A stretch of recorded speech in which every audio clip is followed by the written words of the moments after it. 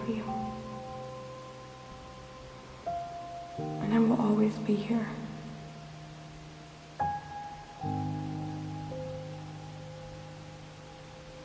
To protect you. To support you.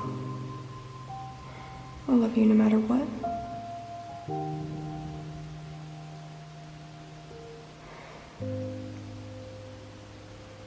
My little Mia.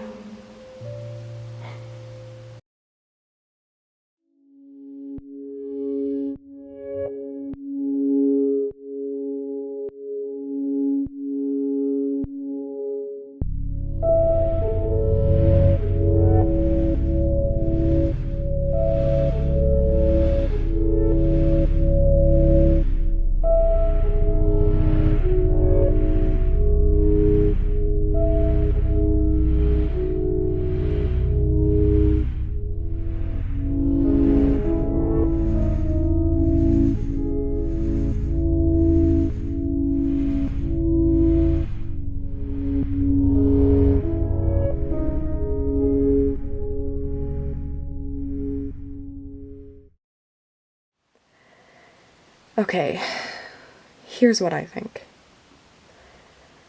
What makes someone good at what they do? Two things, I believe. Experience and passion. When you mix those two things together, you are bound to make something that might inspire others. Or just something you're very proud of. And with that said, those are the two things I had when I filmed Isolation. I'm going to take my hand away so I can just talk. This is more of like a commentary kind of thing, which I haven't done before, but, you know, I've done narration and maybe that'll help me. Today I want to talk about my film, Isolation, which was published on June 13th last year, and it is sitting at, by the time of this video anyway, 400,000 views and 6,000 plus likes. I mean, that's crazy to think about. I don't get views like that. It's like very rare when I do. So thank you, but I want to go into detail about the behind the scenes on this film and what I was thinking when I was making it, what I had in my head on what I wanted it to be, just all of that, and I want it to be very real. So I am going to drop my persona this time and try to just be myself instead, because I do play a persona and I love her very much, but when I make a film, it's very real, and I want that to be the same with this video. So hopefully everyone's down for that. I know maybe this is perhaps not everyone's cup of tea, but I happen to like making movies very much, and I just hope that someone can find this insightful, inspiring, entertaining, just anything or all of it. And if you do, I would appreciate anyone that would let me know after they watch this video. Your comments are always appreciated. So get your earbuds, you guys, or headphones, lay back, relax, and I hope you guys like this video. So let's get on with the rest of it.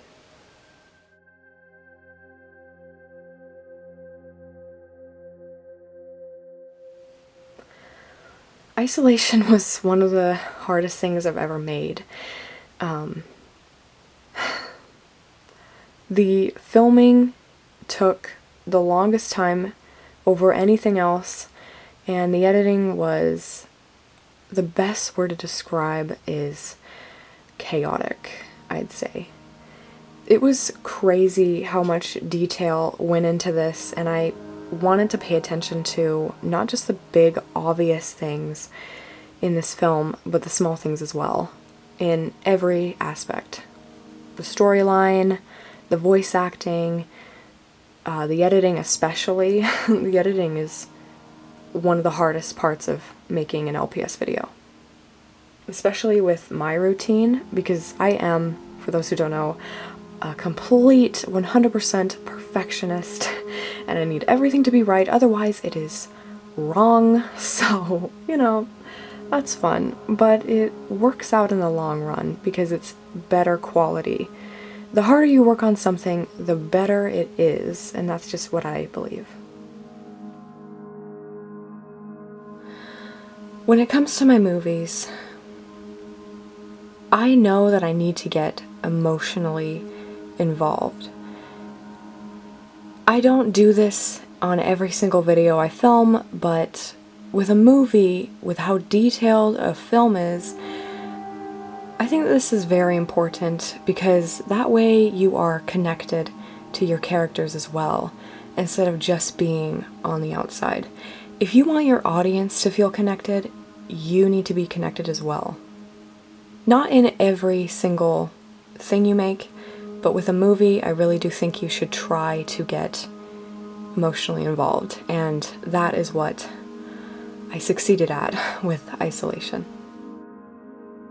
Another thing that I think that is relevant to this video, and that I should mention, is that Isolation was not scripted at all. I knew when I was gonna go in to film this that it needed to be completely real, completely raw, and to me personally, and this is just my opinion, but scripts are more controlling to me, and I don't want that. I needed Isolation to be as real as possible, and the same goes with all my videos because I don't write scripts for them either, but when it comes to a film, saying things off your head instead of reading it and memorizing is a lot better to me. Scripts just take away freedom to me, and I need that freedom to make something like this.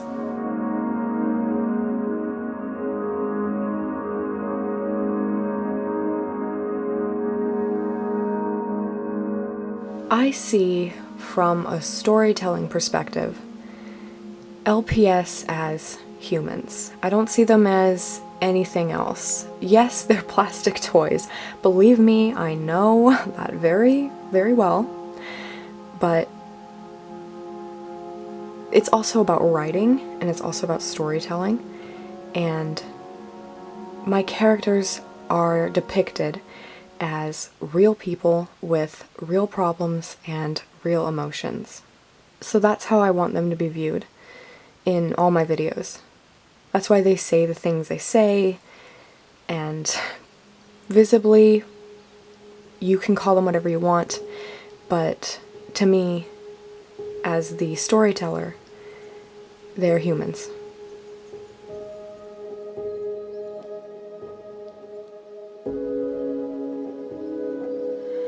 I have an absolute love for romance films. A good love story I can appreciate any day.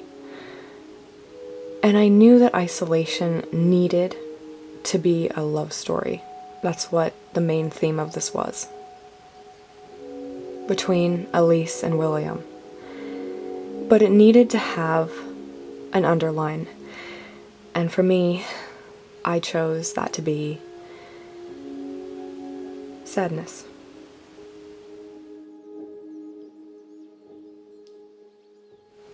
This needed to be a sad love story. That was the underline I chose.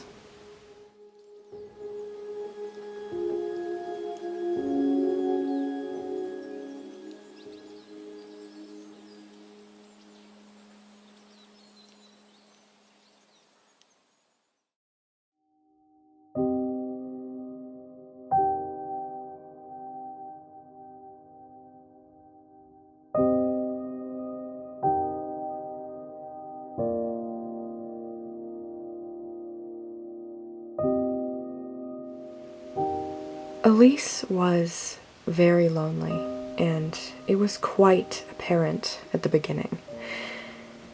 And I really felt that that was important to show. I wanted her to already be sad.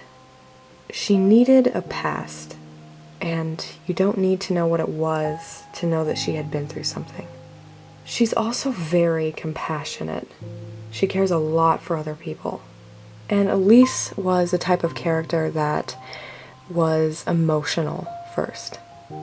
I've played characters that were logical first, and then there's the ones like Elise that are emotional first. You know, these characters are great either way, but you play them differently. With Elise, she was very compassionate first, you know, she was caring first, just a very kind individual. She loved everyone in her life, and it may not have been a lot of people, but that was special to her.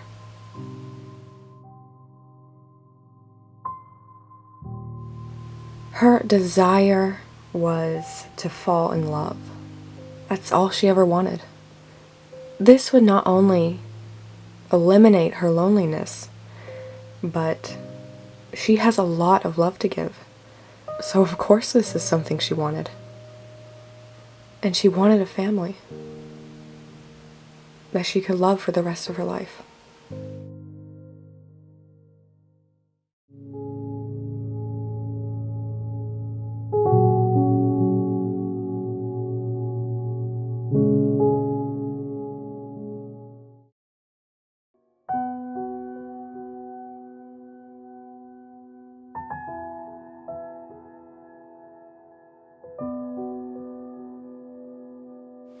William would often doubt himself many times, which indicated an insecurity. And he was quiet, you know, he was very polite, and he was also honest. We see him grow as a character and slowly open up to Elise about his feelings for her. And that's where the honesty comes in. He knew he loved Elise. He may have doubted himself a lot, but he knew, without a doubt, that he was in love with her. Before Elise, he didn't know what love really was, but he certainly craved an intimate connection. And in his mind, Elise was that strong connection he was longing for.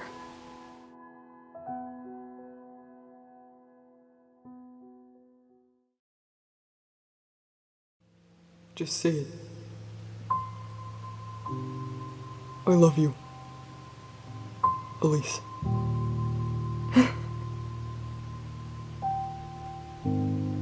I love you too. I may doubt myself a lot, but I will never, ever doubt saying that. Ever.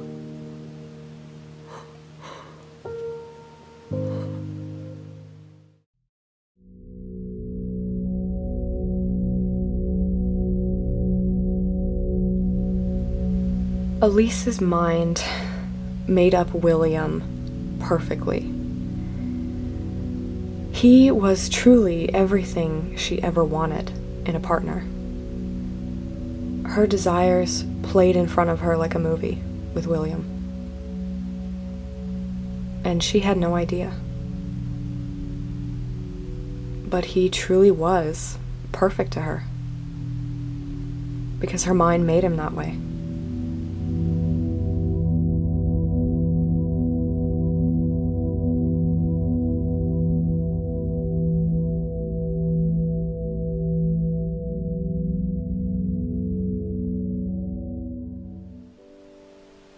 After all this time, you still doubt yourself. Question what you say. When everything you say is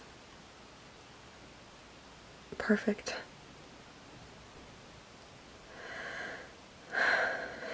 You're like every woman's dream.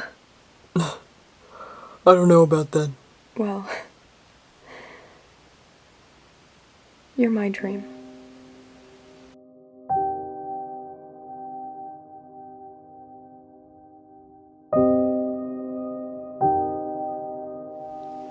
Elise, like I said, wanted to start a family. She wanted somebody to start a family with. Now that she had William, we went to a scene where they talked about wanting kids. But she wanted to specifically adopt a child instead of having her own. Elise is such a caring person that she wanted to help someone. She wanted to help a child that is already here, that is needing a home. She's so sweet that she decided to do this. I mean, I just loved this detail that I added. It matched her perfectly. She didn't want to have a kid, she wanted to adopt a kid. I just loved this scene. From the both of them.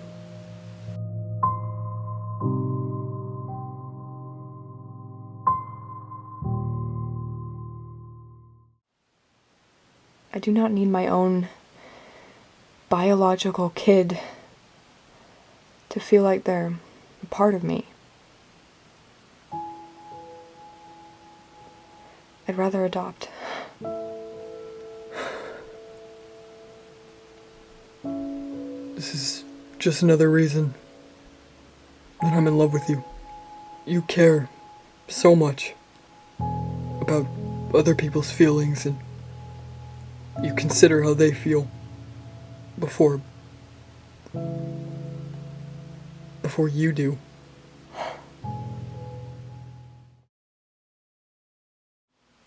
Singing to Mia. This scene is very, very cute. It's very emotional, and she was singing to her baby. And William comes home and just listens for a little while, and then the piano comes in, and it's kind of sad. It's got, again, this sad undertone. And like, I knew what I was doing. I was like, okay, yeah. I want people to, you know, get teary-eyed. It's just saddening to some people. And if that diamond ring turns brass, Mama's gonna buy you a looking glass. You'll still be the sweetest little baby in town. The thing that Elise and William have in common with their characters is how sweet both of them are. And so, in Elise's mind, she makes up William to be just as sweet as she is. They're two different people. They're two separate characters with their own insecurities and their own problems and everything that makes up a person, but this is Elise's head that we're in right now. And he has some very memorable lines in here that I was happy that I said. These very sweet, intimate moments truly do matter in a movie like this. They're very much needed, and so I'm glad that I was able to do that.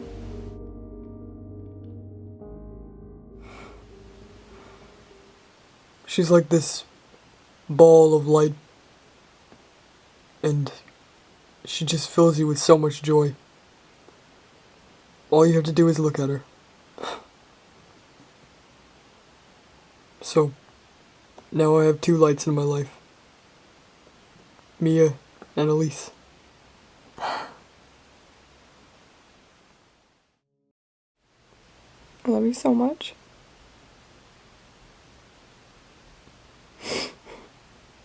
I love you too.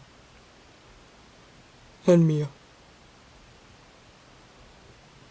Like I said, you guys are the lights in my life now. I didn't have one before, and now I do. I'd die for you, you know.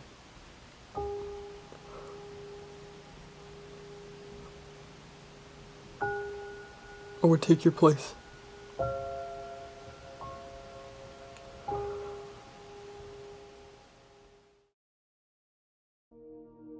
The wake-up scene.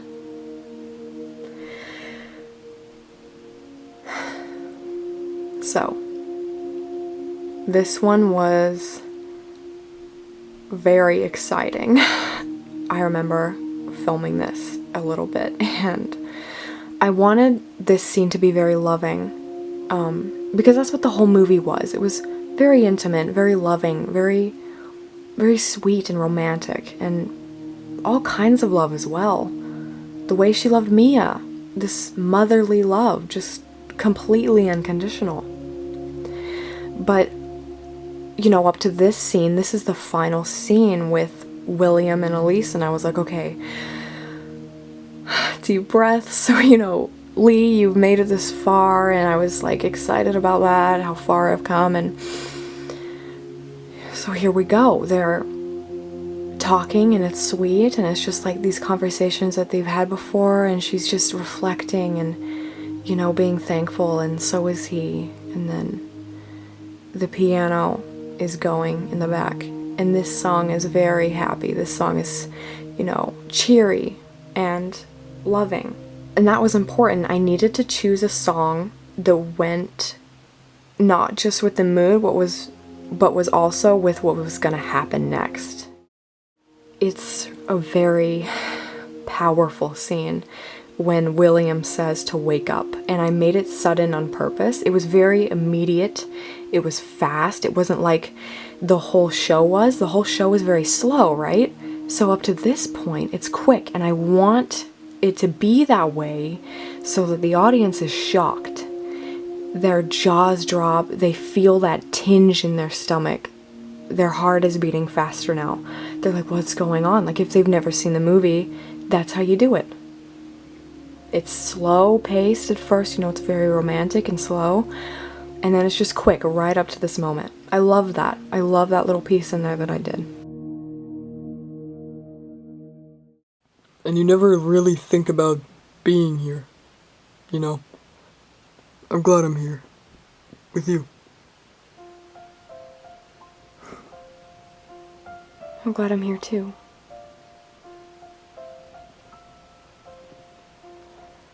Here to be with you, and here to be with Mia. I want her to have a wonderful life. The best that we can make it for her.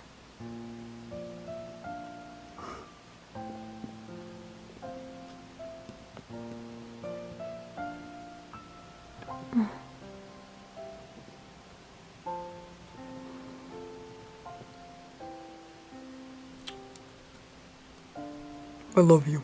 I love you too. But Elise, it's time to wake up. What do you mean? Wake up!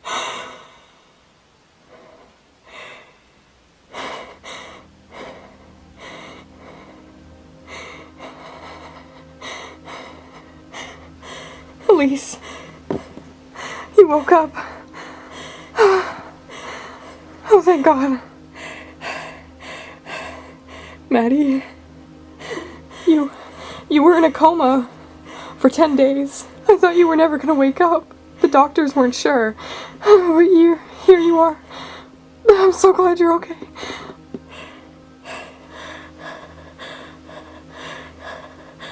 Elise? Elise? Where's my daughter? Where is she? Where's Mia?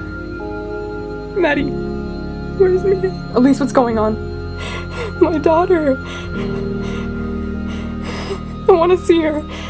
Elise, you don't have a daughter. I want to see my daughter.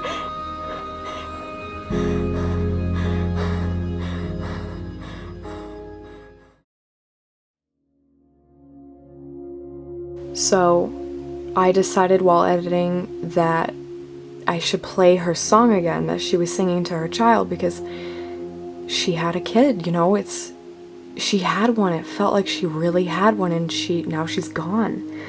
And this song was such a sweet moment. This is one of my favorite moments in the movie, the singing part. To engage the audience, I played it again. The point of these movies is to make someone cry. The point is to make them feel what these characters are feeling.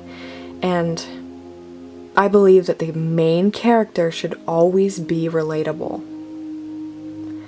When the music fades out while she's still singing, I think that that's important, because now all you hear is my voice, all you hear is her words, the song is gone, and that's all you get. And I wanted to fade it out at that point because I knew that that was important, that you just heard me, Elise, singing.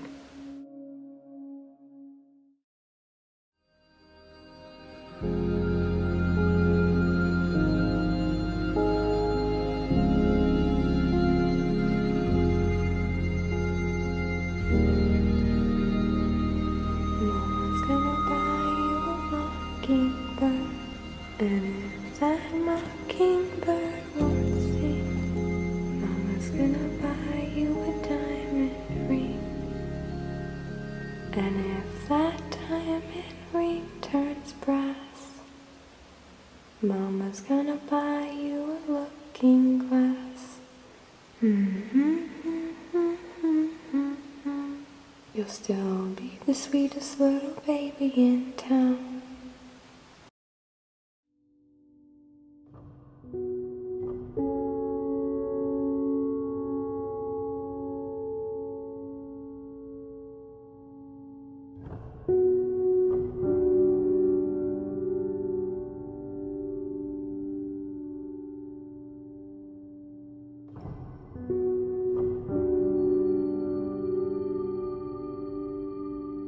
Foreshadowing is very small in this. It's not a very huge foreshadow, but it's there.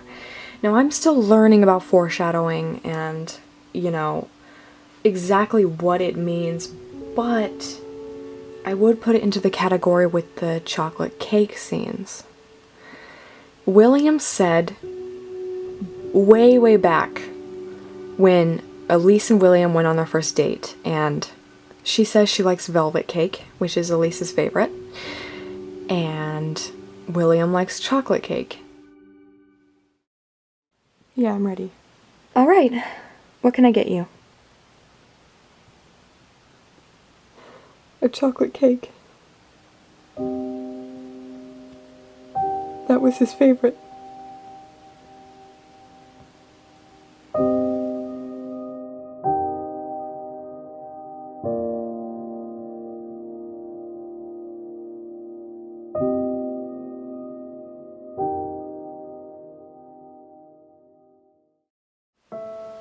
This ending mattered to me. I knew I needed to end this in a way that was unique and special.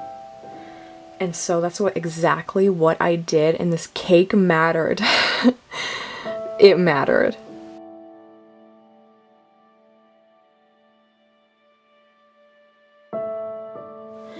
In this final scene, we see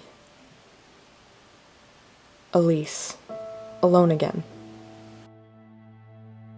But she now has these memories with the two people she cared about the most. Even though they weren't real, they still mean the world to her.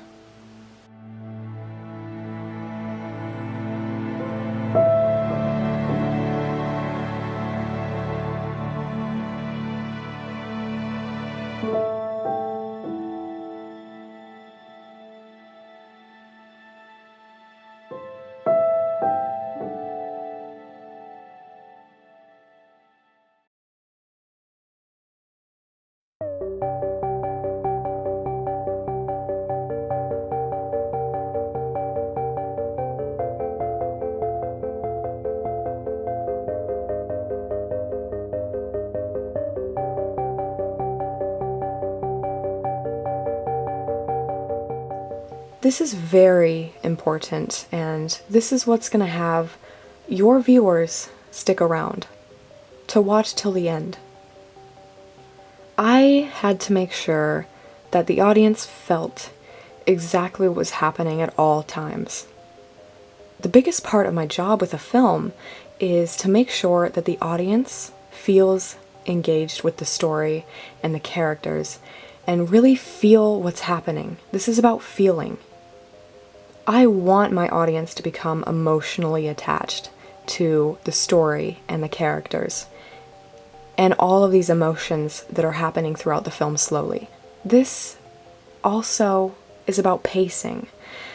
Engaging an audience is a very slow process. You can't rush these things, and you cannot rush the main plot line right at the beginning. I've seen people do this, and it does not work whatsoever. You have to find the right pacing that's going to make your audience more interested in finding out what happens, instead of spilling it all right at the beginning. You do this, and the audience is not going to feel anything. You need to go slow. Build up the character. It's like getting to know someone. It takes time. And you definitely do not want to rush this, but you can't make it go too slow either. It can't be too fast, and it can't be too slow. You just have to find the right pacing and feel what's right for you. And that brings us into atmosphere.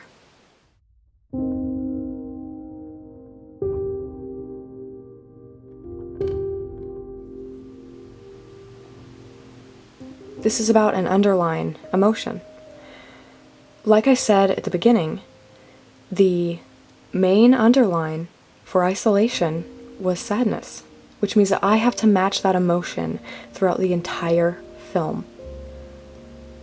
There are happy, joyful scenes, of course. There's so many in this film. There's so many touching moments between Elise and William and their adopted child.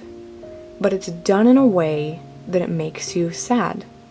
So my characters are saying these very sweet, wonderful things, but there's a sadness to it. That's atmosphere. You have to decide as a storyteller what you want that main underline to be. And when I say atmosphere, I mean, of course, emotional atmosphere. So, once your audience is engaged with everything that's happening and the atmosphere that they are now in, if you break this atmosphere, your audience is going to feel it break. If something happens in your film that goes against everything else that's happened before that, they're no longer going to feel that connection.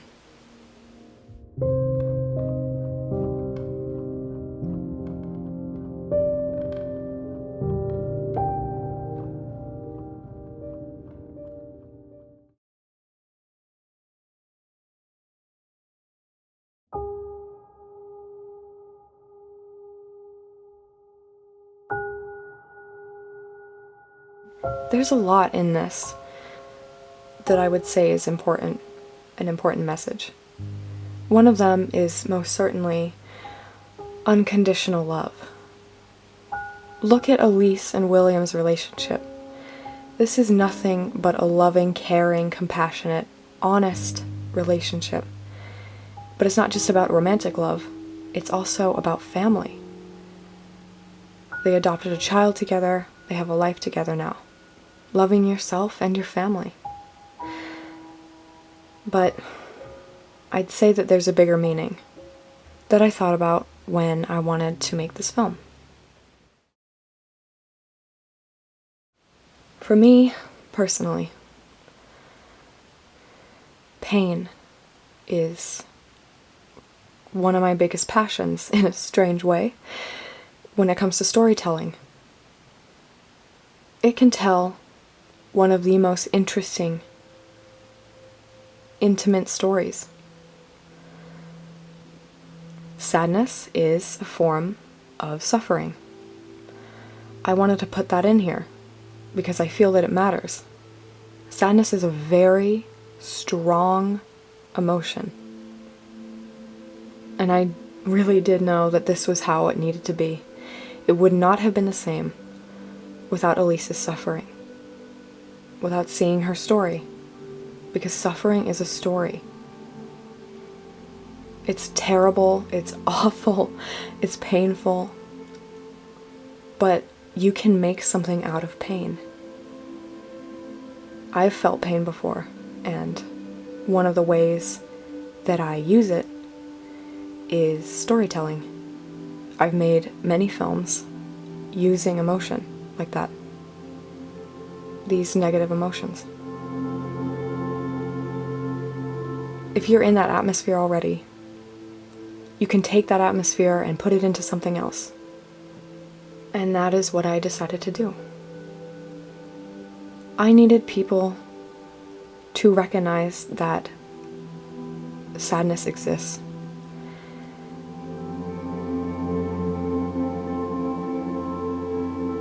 It's not talked about enough. I think we shake it off and pretend that it's not there.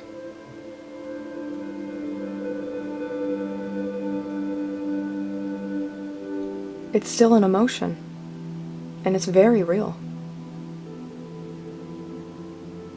and needs to be acknowledged in some way. And when I came up with this somewhat existential idea, I just knew that this was the #1 emotion I wanted to use as that underline. This is what makes up isolation's feeling. And so many of you have told me that you felt it. And that's what I wanted. I just wanted someone to feel something with my films and hope that it inspires someone.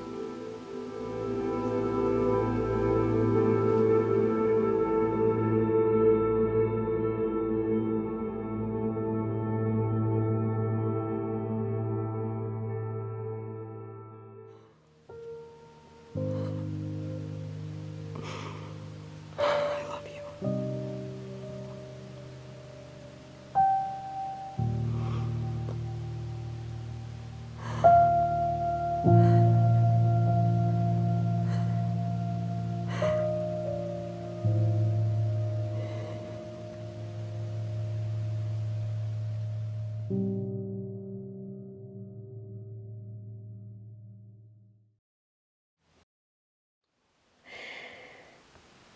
Few last things. I just wanted to say a big thank you if you made it this far. Thank you so much if you watched this all the way through. That is so sweet of you.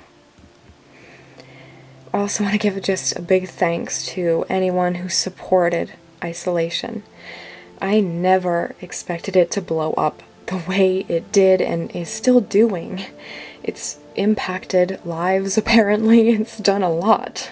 I just wanted to share a story that was different and wasn't seen before. And that's what I still continue to try to do with all my future films as well.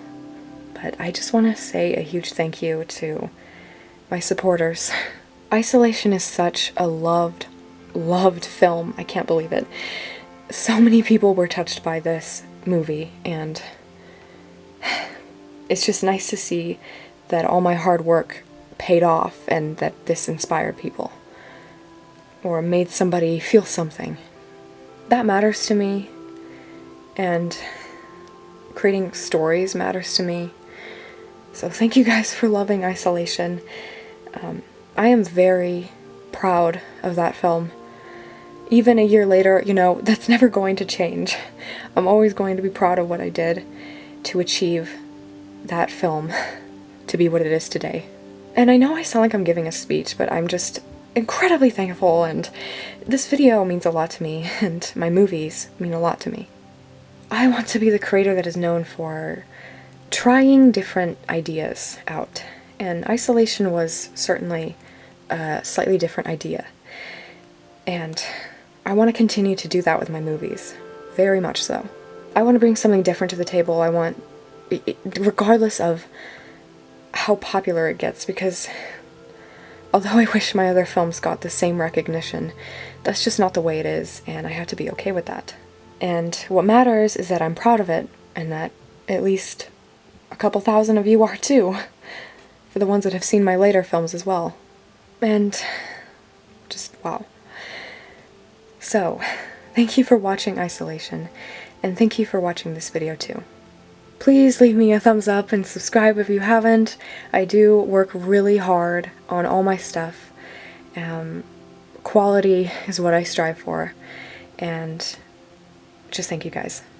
Leave your thoughts down below if you liked this video. Was there something I said specifically that you liked or empathized with? Just anything. And I'm going to go ahead and leave all my other films, including Isolation, for those who want to watch it again, down in the description below. And with all of that said, thank you guys so much for watching this video, and I will see you all in my next Littlest Pet Shop video. Bye, guys.